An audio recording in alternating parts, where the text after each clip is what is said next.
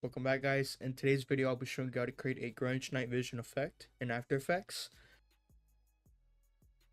The required plugins for this effect is just going to be Signal and Sapphire. The first effect you want to add is posterize time. Put the frame rate at 24. The next effect you want to add is tritone. Leave the highlights at white. Put the midtones at green. So about right here. Leave the shadows on black. Next you want to add curves and just follow this curve right here.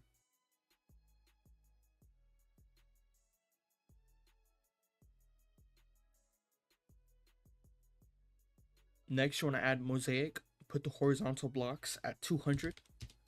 Put the vertical blocks at 200. And make sure sharp colors are checked off. The next effect you want to add is signal. Head to signal strength. Leave it at 40. Head to amplification. Put it at 0. Put VHS on long play. Head down to luma modulation. Turn it off. Head to hue noise. Put it on 0. Head to chroma loss. Put it on 0.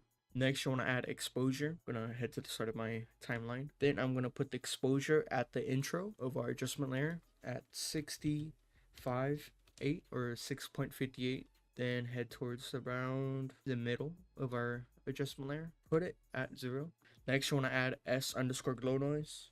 Then add optics compensation. Click on reverse lens distort. Head to the beginning of our timeline. Put our time watch right here. Put our FOV at the start to 11.6.6. Head towards the middle of our adjustment layer. Put it at 0. I'm gonna open my timeline. I'm gonna highlight each keyframe right here. Ease them. Next, you want to add S_scan lines. Put the lines frequency to 183.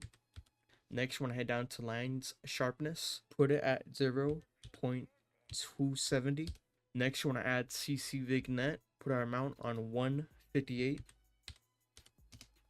Next, I'm going to add S_flicker. Put our amplitude at 0.1100.